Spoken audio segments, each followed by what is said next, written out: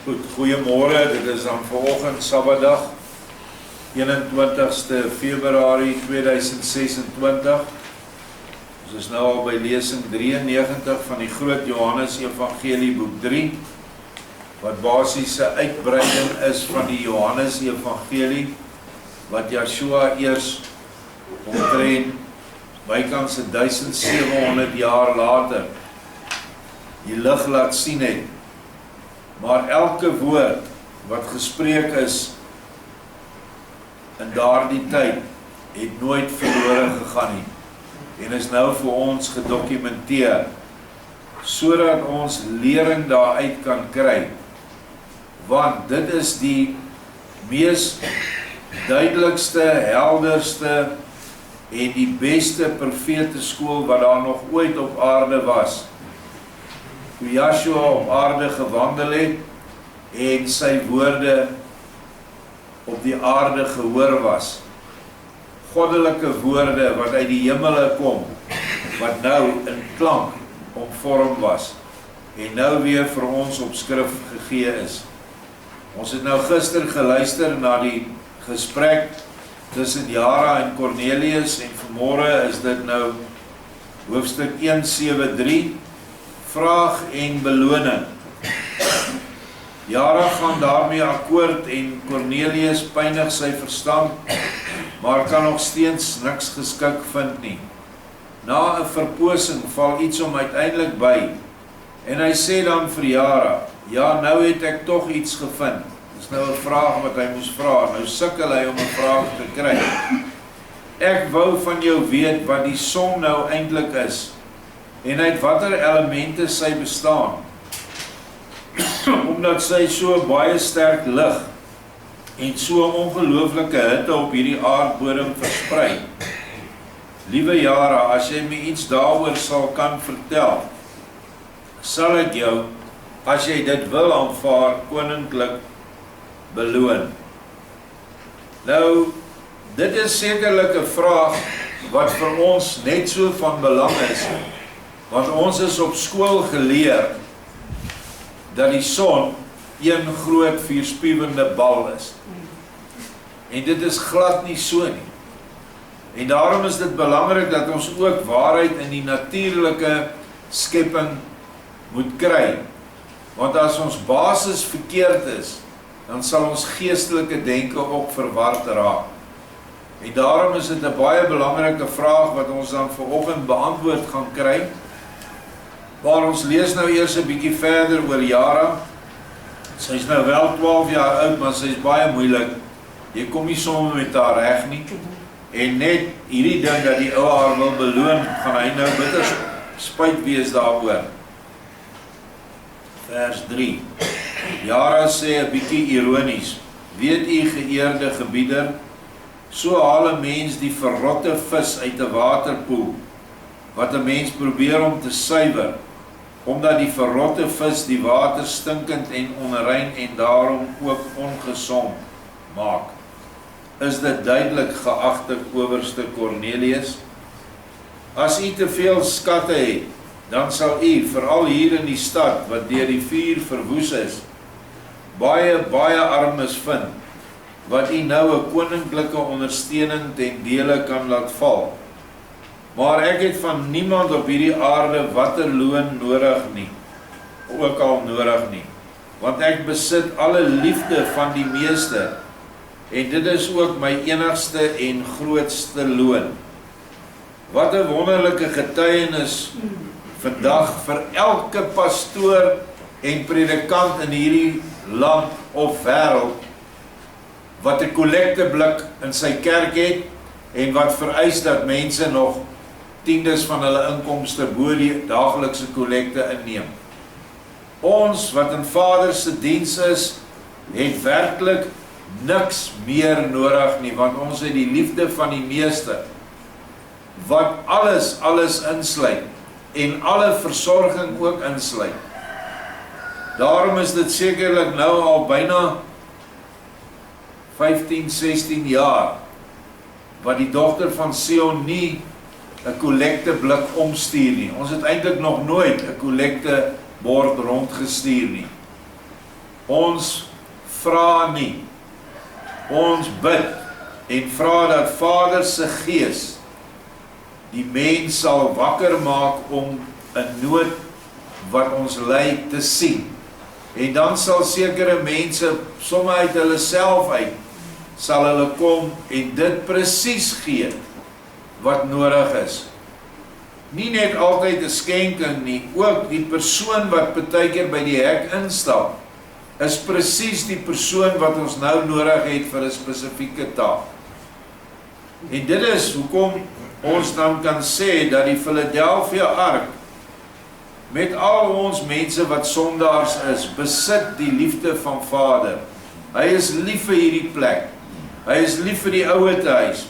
Hy is lief vir die gemeente dogter van Sion wat oor die land versprei is, wat sy liefdesgebooie doen, naamlik om die naaste lief te hê en te versorg wat minder as hulle het. Vers 5: O ja, ek sal u vraag wel beantwoord. Ek sal u niks skuldig bly nie, maar daarvoor laat ek my beslis nie deur u beloon nie, en op aardse manier glad nie. Dit sou ek werklik een van die grootste sondes vind. Ten eerste sou ek dit van die werklik hulpbehoevende armes afneem, en ten tweede sou ek u die geleentheid ontneem om werklik iets goeds te kan doen, te meer omdat ek self sekerlik geen arm aardse kind is nie. Ek besit miskien self stoffelike skatte, wat u met u hele keizerryk nie sou kan koop nie, maar dit het ek eintlik net so min nodig as u aangebode koninklike beloning. Nou waar kom hierdie meisietjie vandaan wat sê sy besit skatte, aardse skatte? Dan moet ons teruggaan na ons lesings toe 'n paar maande terug, miskien so ver as 'n jaar terug, waar Vader die Galileese see beveel het om in 'n waterdruppel opgevang te word en die hele seebodem leeggelê is, en sy Jara saam met 'n engel afgestap het op hierdie droë bodem en 'n oester opgetel het wat parels ingehaat het. As ek my nog reg onthou, was dit 12 van die waardevolste parels, so groot soos hoendereiers. Ons ken maar net die ou pareltjies om vrouens se nekke. En daar het hulle gesê dat die waarde van hierdie goed kan nie bepaal word nie. Dis behalwe waar sy in die geestesfere op ander planete beland het en Vader toegelaat het dat sy aandenkings bring na die aarde toe.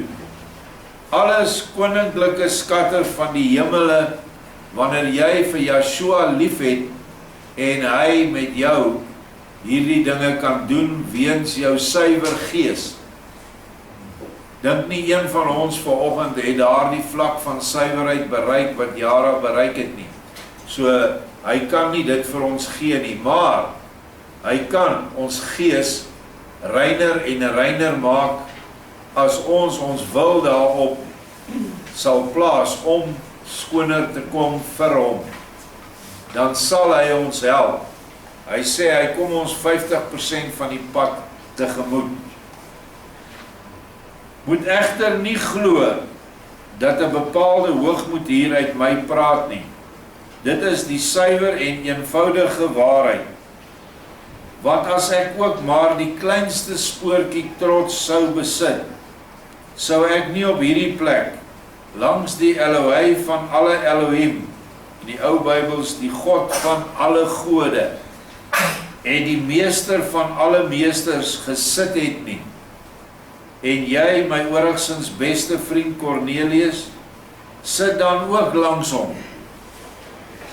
Kyk, mense soos ek, wat 'n bepaalde barmhartigheid van die meester ontvang het, ook al is dit dan altyd en immer onverdien, moet baie anders as die eintlike natuur en wêreldmense beoordeel en behandel word.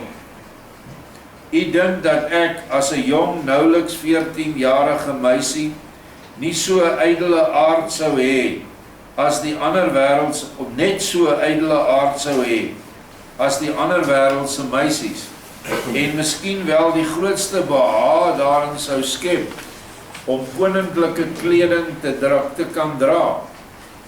Maar ydelheid lê verder van my verwyder as die kleinste ster wat u oog vanaf hierdie aarde ergens aan die uitspansel kan ontdek. En dit is tog behoorlik ver weg. Neem daarom die belofte van beloning wat u aan my gemaak het, maar vinnig terug. Anders beantwoord ek verseker nie u vraag nie. Cornelius sê, nou dan, omdat ek met my voorstel so ver misgesit het, neem ek dit ooreenkomstig jou wens graag terug. En dit wat jy my aangeraai het, sal ek doen.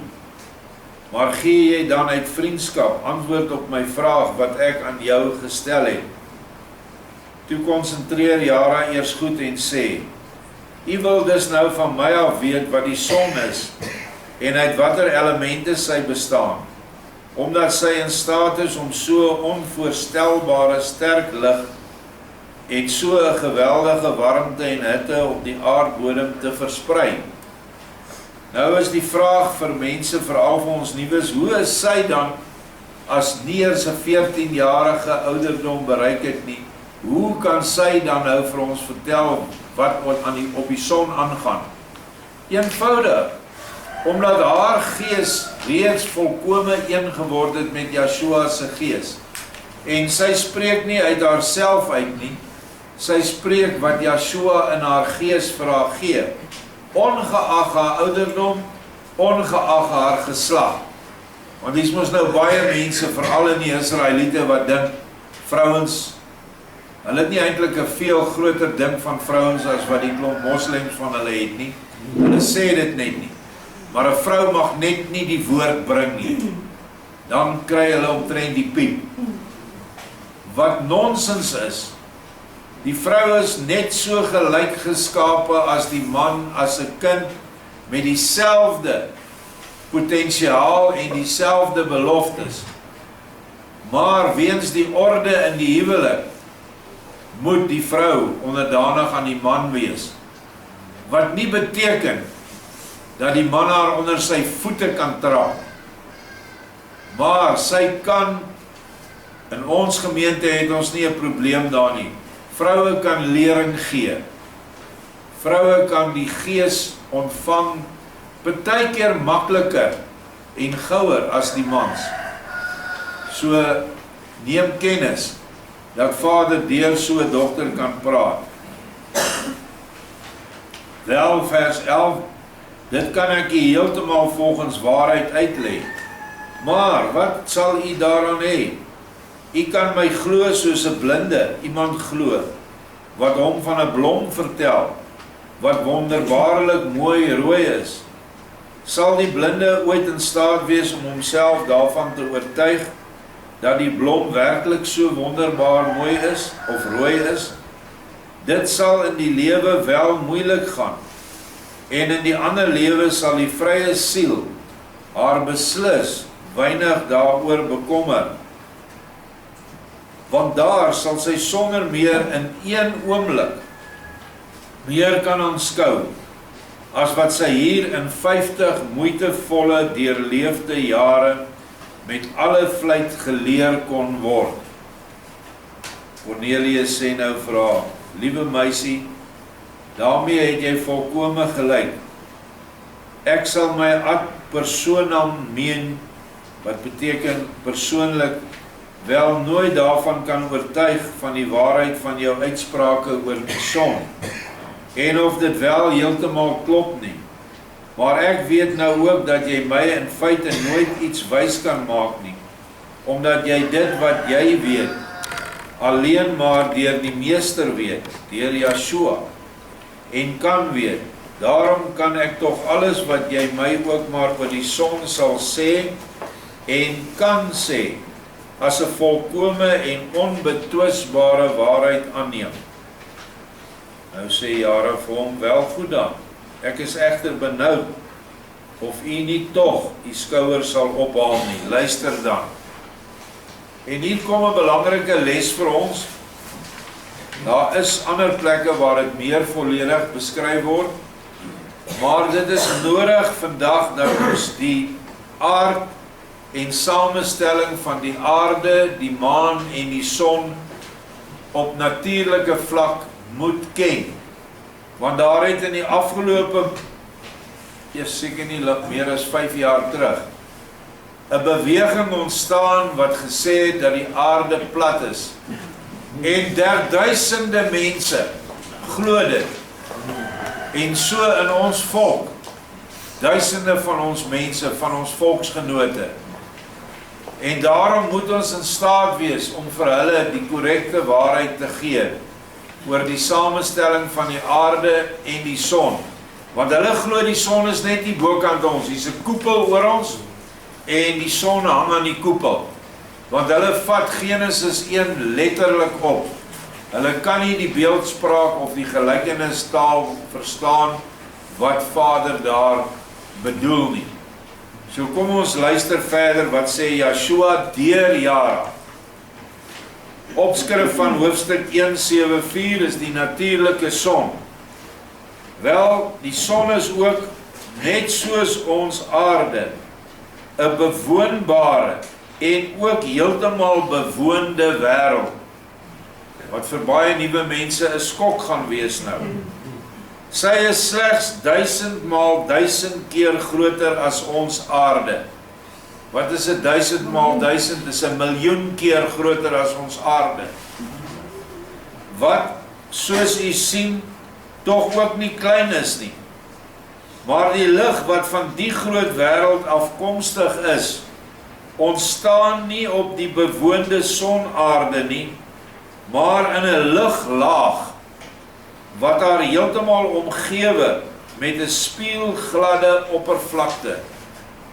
Hierdie wek in die eerste plek deur wrywing met die eter wat haar van alle kante omgewe, voortdurend 'n onvoorstelbare hoeveelheid onnoemlike kragtige ligenergie op en neem in die tweede plek op haar enorme bolle oppervlak die lig van eons sonne op en stuur dit weer na alle kante toe uit. Eons beteken baie. Eon dink is 10 met die mag 60. So dit is oneindige hoeveelheid sonne wat nog in ons universum is. Straal hulle lig na ons son toe uit. En jy kan dit nou vir jou voorstel, ons leef in 'n hulsweer. Bedink dit as 'n glasbal, 'n groot glasbal. En binne in hierdie glasbal hang nou baie lampies. Hang so aan die bokant. Kleintjies, grootes, enige soorte, is eintlik maar alles rond, maar klein lig, groot lig. En hierdie hele bal is vol van hierdie ronde ligte. Wat gebeur as jy daai lig aanskakel? Al die ligte verlig mekaar en daarna strooi hulle lig uit na alle kante toe in jou vertrek waar jy hierdie lig gehang het. En dit is presies hoe dit lyk met die sonne in ons heelal. Ons kan onmoontlik nie hierdie sonne as groot sonne sien nie. Die heel grootste son in ons heelal sweer is so groot dat hy praat van omtrent 1 triljoen maal triljoen ligjare deursnee. Nou dit kan ons nie eers bereken nie, want lig van ons son vat 8 minute om hier te kom. Dink nou hoe ver gaan daai lig trek in 'n jaar. En dan in 1 triljoen jaar maal 1 triljoen jaar. En daai planeet is sigbaar heel bokant ons. Ons noem dit die planeet Sirius, dink ek. En hy is net 'n ou klein kolletjie vir ons. Maar hy is so oneindig groot dat hierdie miljoen keer groter son van ons is teenoor hom so klein soos 'n ou sonstoffie. Dit is die heelal waarin ons leef. en waar ons al ons lig vandaan kry. En waar is die bron van die lig? Die bron is ons almagtige Vader, wat alle lig is, en wie nou een met Yeshua is, wat ook nou alle lig is. Praat van fisiese lig en geestelike insig, want lig in die gees is insig en wysheid. Ons gaan verder. Ok, net vanaf wat sy gesê het, dit is 'n planeet soos ons in, met 'n buitenste laag lig, wat dan so stil is, dat dit soos 'n spieël optree. En al die ander sonne se lig kom daar, en dan weerkaats dit na ons toe. Dit is nie 'n volle bol vuur wat tot op sy kern brand nie. Deur die straling van ons son word hierdie aarde, net soos nog baie ander aardes of planete, wat ons planete noem, verlig en verwarm. Die warmte kom egter nie tegelyk met die lig van die son op hierdie aarde aan nie, maar word eens ter plaatse deur die lig opgewek. Die lig kom wel van ver af. Trend, wat is dit, 96 miljoen myl of kilometer? Ek dink kilometer. Maar die warmte word eers hier opgewek. Dit ontstaan deur bepaalde natuurgeeste in die lug, in die water en in die aarde, wat deur die lig geaktiveer word. Hierdie aktiwiteit veroorsaak dit wat ons dan warmte, en by nog groter aktiwiteit van die vroeër genoemde geeste, as hitte waarneem en ook so noem. Net soos die lig oneindig versterk kan word, so kan ook die warmte en die hitte groter word. So julle verstaan nou dat die lig van die son straal reguit na ons toe. Maar eers as dit in die atmosfeer kom en teen die aarde bots, is daar natuurgeeste wat dit dan omvorm in hitte. En daarom wanneer die aarde in die winter verder van die son af is, dan is dit kouer. En wanneer dit in woestyne, waar daar nie bome en watervog en goed is nie, dan is dit altyd baie meer bloedig warmer as ander plekke. So die warmte word op die planeet opgewek. Maar, sal u vra, wie kan dan op die son self bestaan? Want omdat die lig daar die sterkste moet wees, sal die hitte ook nie daar ontbreek nie. Maar dit is nie so nie. Na die inwendige van die eintlike son-hemelliggaam, dring nouweliks 1000 maal 1000ste deel van die hele ligsterkte van die son deur. En hier vir die eerste keer, ek het altyd gedink is so 5 of 10%. Dit is 1 miljoenste deel van die son se lig wat ons sien, gaan deur na die planeet self toe.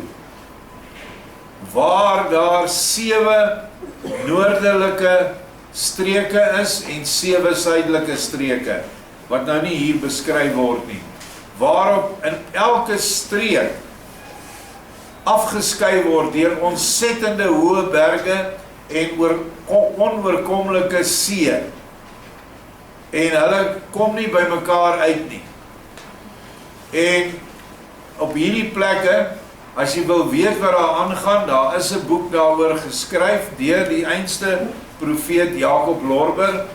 By ons kan jy dit kry of jy kan dit gratis van die net aftrek. Die boek se naam is Die Natuurlike Son. En dit is regtig die moeite werd om dit te lees. As jy meer wil weet as wat jou dom onderwysers en jou nog dommer predikante en pastore vir jou probeer vertel het. Ek het 'n probleem, ek is 'n nuuskierige mens, my hele lewe wou ek nuwe dinge weet. En daarom is dit vir my so wonderlik om hierdie goed te kan weet, want ek weet dit is waarheid. Hoekom? Want Yeshua sit langs haar, en hy sal nie toelaat dat sy een aks leuns vertel nie, want dit is sy gees wat deur haar werk. Dan hoe nauweliks 1000 maal 'n miljoenste deel van die hele ligsterkte van die son deur.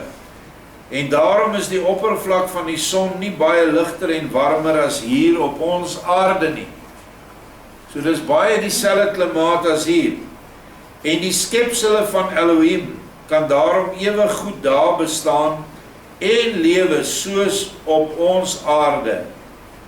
Nag word dit egter nie daar nie, omdat alles op die son hom in haar eie blye lig bevind. Ons draai om die son, daarom, en ons draai om ons eie as, en daarom het ons dag en nag. Maar hierdie sonlig wat na binne straal, hierdie miljoenste van die lig wat buite is, straal na binne en al draai die son, ek weet nie of hy draai nie, maar al draai hy, is dit altyd lig. Daar is geen skaduwee nie. Nag bestaan dus nie vir die sonbewoners nie, maar hulle kan ondanks hulle ewige dag tog die sterre en die planete wat saam met ons aarde om die son draai nog baie goed sien. Dit kom deur die baie suiwer lig wat die son aarde oor 'n afstand van 1200 uur ver na alle kante omgeef. Nou 'n uur is ongeveer omtrent 4 kilometer in afstand. So dit is omtrent byna 5000 kilometer wat dan om die son is, dit baie suiwer skoon lig. Dit word weliswaar so nou en dan deur dik en baie digte wolke verduister. Maar het daarenteen ook weer goeie wolkelose tye en streke, waarby die buitewêrelde baie goed gesien en bestudeer kan word, baie beter as vanaf enige ander planeet. Hier sê hy, die son draai ook om haar eie as, maar nie in ongeveer 25, nou ek het in hakkies 24 uur gesit, soos hierdie aarde van ons nie. Ek dink daar was 'n tikfout, maar in 29 dae.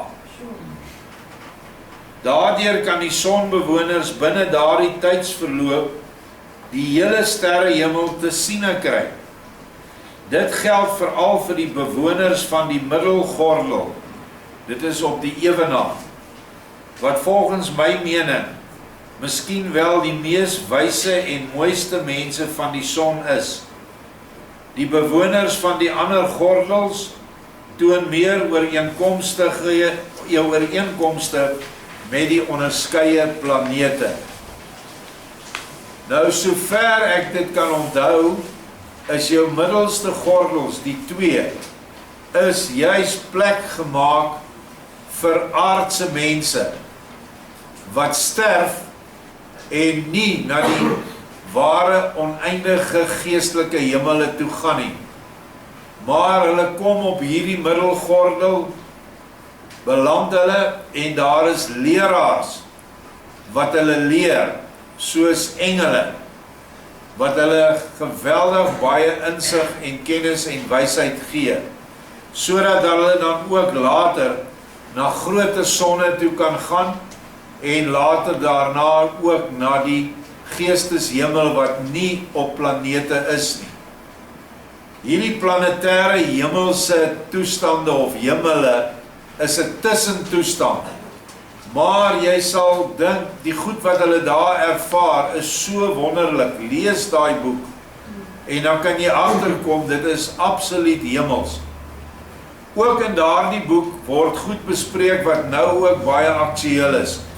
Oral lees jy nou van die sonuitbarstings, het julle dit al gesien? En dit is nou verskriklik erg.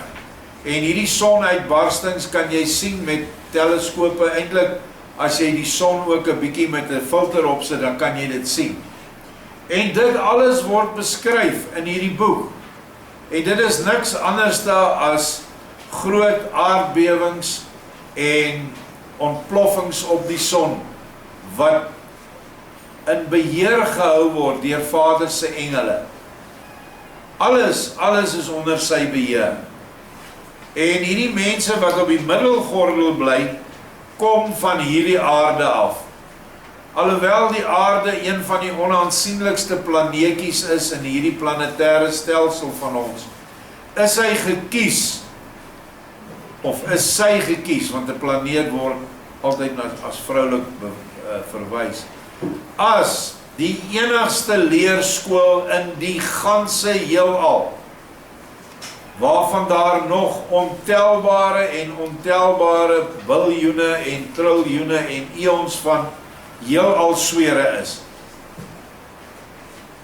En net hierdie plekkie kan jy kunskap kry.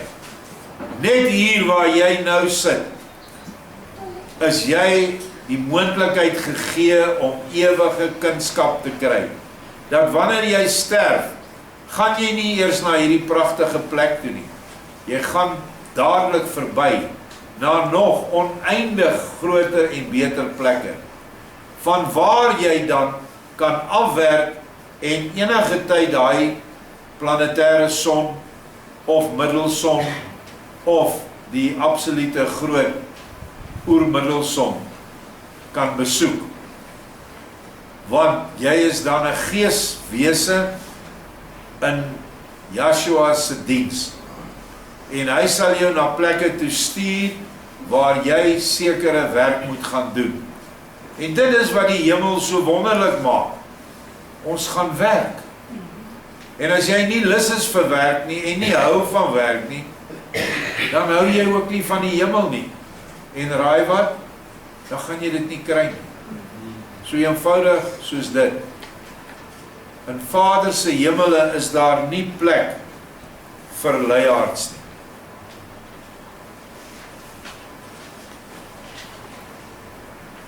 Oor hoe dit binne in die verskriklik groot sonhemelliggaam lyk, sê my gevoel my, dat daar nog meer hemelliggame soos holle kegels in mekaar pas, en van mekaar geskei kan wees deur afstande van 2, 3 tot 4000 uur, maal 4 of 5 kilometer.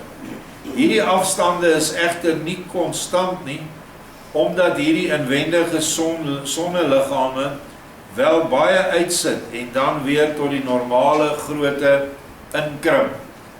Die holle ruimte is gevul met water of ook met allerhande soorte lig.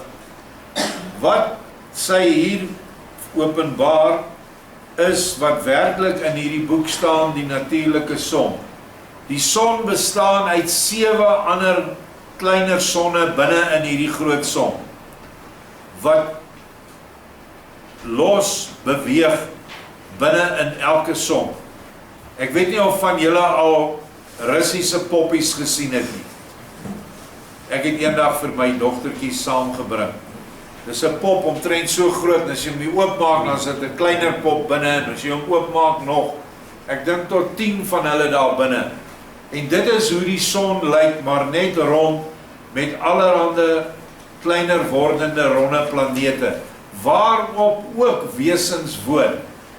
Miskien duisterder as die wat op die oppervlak woon, maar tog is dit daar. En is hulle van mekaar geskei deur water of lig.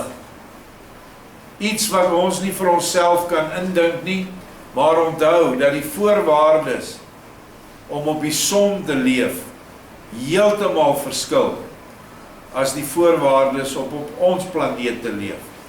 Ons het hierdie planetêre baadjie aan.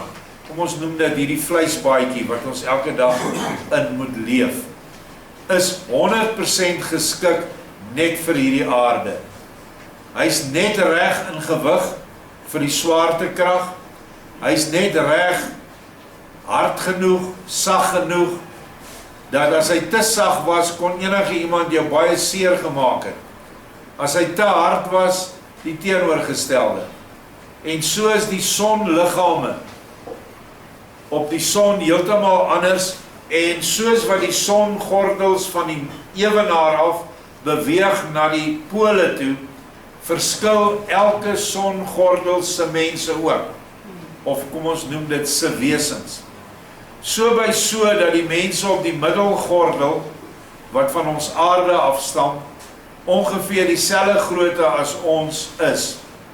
Die oppervlakte van die son daar is baie sag. Dis amper soos 'n tipe van 'n trampolien waarop jy loop. Of kom ons sê maar 'n sagte donskombers. En al val jy baie hoog van 'n plek af, gaan jy nie seer kry nie, jy gaan definitief nie doodgaan. Hoe verder jy na die pole toe gaan, hoe harder word hierdie oppervlak by die ander gordels. En by die punte, die heel verste pole, is die wesens wat daar woon, etlike kilometers lank. Nou klink dit vir jou snaaks, maar onthou, hierdie planeet, son, is 1 miljoen keer groter as die aarde. Dan is 1 kilometer of 2 kilometer groot reuse nie iets wat ondenkbaar kan wees nie. En daar is die grond ook baie hard, want hulle is baie swaar en hulle sou nie op die oppervlak kon leef op die sentrum nie. En daarom is dit ook 'n rede waarom hulle dan nie kan vermeng met die ander gordels nie. Elke gordel bly apart. As mense dink dat daar nie apartheid in die hemele is nie, kan ek vir jou vandag sê, met die kennis wat ons gekry het uit die nuwe openbaring, is die apartheid op aarde wat ons moes beoefen het, niks in vergelyking met die apartheid in die hemele nie. Maar daar is geen diskriminasie nie. Elke ene word gevoed en gelei volgens sy vlak van geestelike ontwikkeling. En sal 'n mens met 'n lae geestelike ontwikkeling, wat nou nie in die hel beland het nie, sal gelei word deur engelgeeste, wat op hulle vlak met hulle sal optree en praat. Terwyl in die hoë vlak geeste, ons deur Yeshua self, deur sy aartsengele, deur sy apostels onderrig sal word, in die absolute hoë en hemelse dinge van die hiernamaals. Ons lees verder. Wat die redes daarvoor is, dis nou vir hierdie holle kegels binne in die son, kan ek u nie sê nie, want dit weet slegs die mees majesteit en meester van die oneindigheid, wat nou hier langs my sit. As u meer wil weet, moet u uself maar tot hierdie enige en enkele wend. Nou sê Cornelius, baie dankie, liefdevolle en vriendelike kind, vir wat jy my nou vertel het, wat ek van Alpha tot Omega, selfs met my verstand, baie goed kan verstaan, want ek het niks onsinnig daarin ontdek nie. Ek hoop niemand het iets onsinnig ontdek wat ek vandag vir julle hier gesê en gelees het nie. Want dit is nie onsinnig as jy net ernstig daaraan gaan dink nie. Jy kan tog nie dink dat die aarde, wat ons nou almal uit wetenskap op skool weet, dat dit 'n baie klein nietige planeetjie is te vergeleke met die sterrestelsel waarin ons is, die Melkwegstelsel. Ons is eintlik 'n niks. En om te dink dat ons die enigste is wat mense op het, is 'n belaglike gedagte. Die enigste wat ons het, en dit kry ons deur die nuwe openbaring, is dat ons die potensiaal het om Yeshua hier te vind op hierdie planeet en in die hoogste hemele te kom. Dis al wat ons voor het op al die ander planete. Wesens van die ander planete kan almal salig word. Hulle kan hulle salig wording kan hulle baie hoog kom. Maar as hulle in die hemelse Vaderhuis wil terugkom, wat ons nou as die nuwe Jerusalem identifiseer, dan moet hulle kies om 'n lewe op die aarde te leef. Dit is die verskil. En so is baie van ons wat vanmôre hier sit, het dalk iewers gekies en gesê ons wil aarde toe gaan. En dan is ons gewaarsku deur die engel of deur Yeshua, maar dit gaan swaar en moeilik wees. Dan sê ons nee, ons wil gaan, want ons wil in die Vaderhuis kom. Ons is moeg om in die tuin te werk, aanhalingstekens. Ons wil graag 'n kind in die huis van Vader wees. En dan kom jy aarde toe. Alles wat in jou verlede was, word weggevat, jou geheue word afgesny, en jy begin 'n nuwe lewe op hierdie aarde, binne in die baarmoeder van jou aardse moeder. En so word jy dan gelei om uiteindelik wedergebore te word in die gees, en op hierdie wonderlike plek te kom, wat ons die Vaderhuis noem.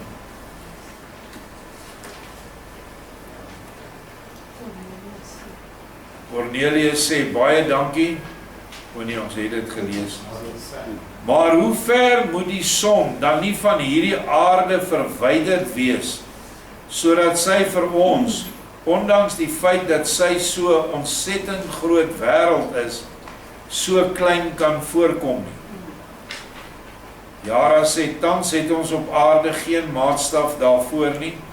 Die Egiptenare het egter wel een daarvoor gehad, en die latere nakomelinge in Europa en nie in Asië nie, sal weer 'n maatstaf uitdink. Maar dit kan ek u wel sê, dat 'n pyl wat vanaf die aarde met alle krag na die son afgeskiet word, of afgeskiet sou word, op hoogste snelheid vliegend, ongeveer 20 jaar onderweg sou wees, voordat hy op die son sou aankom. Nou die son is 8 ligminute van ons af. As die son oor die horison opkom, het hy al 8 minute tevore opgekom, ons sien hom nou eers 8 minute later. En dit is omtrent, as ek dit nie mis het nie, 96 miljoen kilometer. So dit is 'n aardige afstand. Op 'n ander plek in boek 9, gee Vader die afstande daar, ook in ure, die mens moet omwerk. Cornelius kan dit self uitreken. Met die tyd wat 'n afgeskiete pyl nodig het om 1000 tree van 'n man af te lê. U sal ontdek dat die pyl ondanks sy snelheid tog 2 momente nodig het om 1000 tree van 'n man af te lê. Sê nou maar op 1000 tree is ongeveer 'n kilometer, nee. 'n uur tyd bevat egter 1800 van dubbele momente. 'n dag tel 24 uur en 'n jaar bestaan uit 365 dae, soos u wel sal weet. As u dit nou weet, en u weet iets van rekenkunde af, sal u gou agterkom hoe ver die son van die aarde afstaan. Meer kan ek u nie sê en meedeel nie, want ook al sou ek dit geweet het, dan ontbreek die maatstaf en die eintlike getal my tog. Stel u 40 maal 1000 maal 1000 uur voor, en dan het u die afstand van die aarde tot die son redelik noukeurig. Cornelius se oë rek en hy sê, nee, dit sou ek nie by hierdie meisie gesoek het nie.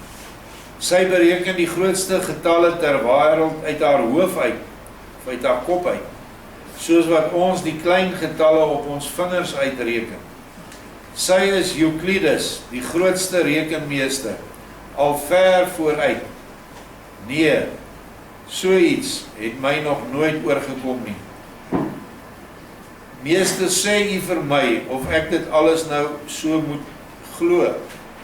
Vir my kom dit in elk geval voor, asof die meisie die spyker waarlik op die kop geslaan het. En dit is maar net 'n formaliteit, natuurlik is sy reg, want Yeshua sit langs haar, en dit is nie haar vaardigheid nie, dit is sy vaardigheid. En dit is die verskil, om eers in die gees by die meester te kom, en dan alles te weet, as wat ons nou teenoorgestel doen. Ons stop al ons kinders vol syfers en verstandskennis, terwyl hulle nog jonk is, maar ons leer hulle nie die geestelike kennis nie. En dan kan hulle hierdie somme, hierdie berekeninge doen, vandag alles met rekenaars, maar hulle het geen geestelike insig hoekom dit so is nie. En waarom is syfers die waardes wat dit is nie. Daar is baie geestelike onderliggende rekenkundige feite of bewyse aan syfers. Syfers is nie sommer net 'n 7 beteken ontsettend baie meer as net 7. 12, 7, 3, 49 en nog verder ander syfers wat ek nie eens nou kan aan dink nie, het alles geestelike waardes wat vir ons in die verlossingsplan van Vader insig gee. Op 'n stadium sê Yeshua vir Johannes, gooi jou nette aan die regterkant van die boot uit en vang daar vis. En toe trek hulle 153 visse uit. Hoekom 153? Daar is 'n spesifieke betekenis daaraan. 153 is 'n priemgetal, maar dit is ook nie eers waaroor alles gaan nie.